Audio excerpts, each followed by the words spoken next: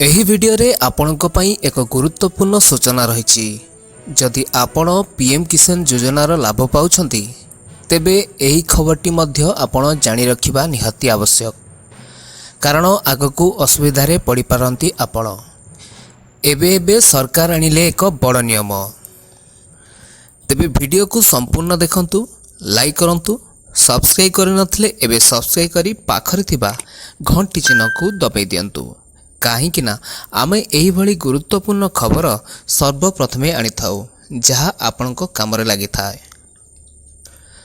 ପ୍ରଧାନମନ୍ତ୍ରୀଙ୍କର ଅନେକ ଯୋଜନା ମଧ୍ୟରୁ ପିଏମ୍ କିଷାନ ସମ୍ମାନ ନିଧି ଯୋଜନା ସବୁଠାରୁ ଲୋକାଭିମୁଖୀ।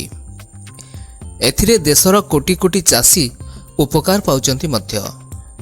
ସରକାର ଦେଉଥିବା ଆର୍ଥିକ ସହାୟତା ତଥା ଅନ୍ୟାନ୍ୟ ସୁବିଧା ସୁଯୋଗ ସିଧାସଳଖ ଆକାଉଣ୍ଟକୁ ଯାଉଛି। ତେବେ ହଠାତ୍ କାହିଁକି ସରକାର କିଛି ଚାଷୀଙ୍କ ଆକାଉଣ୍ଟକୁ ପିଏମ୍ କିଷାନ ଯୋଜନାରୁ ବଞ୍ଚିତ କରୁଛନ୍ତି ବା ନା କାଟିଦେବାକୁ ଯାଉଛନ୍ତି, କାହିଁକି ତାର ପ୍ରମୁଖ କାରଣ ଜାଣି ରଖନ୍ତୁ। ସରକାରଙ୍କ ପକ୍ଷରୁ କେୱାଇସି ଅପଡେଟ୍ କରିବା ପାଇଁ ପୂର୍ବରୁ ଚାଷୀଙ୍କୁ 5 ଥର ସୁଯୋଗ ଦିଆଯାଇଛି। ତଥାପି କିଛି ଚାଷୀ କେୱାଇସି ଆଜି ପର୍ଯ୍ୟନ୍ତ ଅପଡେଟ୍ କରିନାହାନ୍ତି। ତେଣୁ ସରକାର ସେହି ସବୁ ଆକାଉଣ୍ଟକୁ ନକଲି ଘୋଷଣା କରିବା ସହିତ ବନ୍ଦ କରିବାକୁ ଯାଉଛନ୍ତି।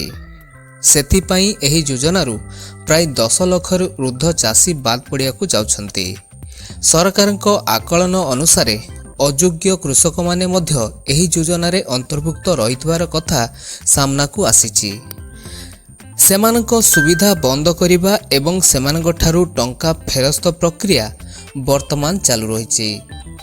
ସୂଚନା ଅନୁଯାୟୀ ପ୍ରଧାନମନ୍ତ୍ରୀ କିଷାନ ସମ୍ମାନ ନିଧି ଯୋଜନାରେ ଯୋଗ୍ୟ ଚାଷୀ ପ୍ରତି 4 ମାସରେ 2000 ଟଙ୍କା ଦେଇଥାନ୍ତି କେନ୍ଦ୍ର ସରକାର। ଏହି ଯୋଜନାରେ 16ତମ କିସ୍ତି ଏପର୍ଯ୍ୟନ୍ତ ବଣ୍ଟା ଚାଲିଛି।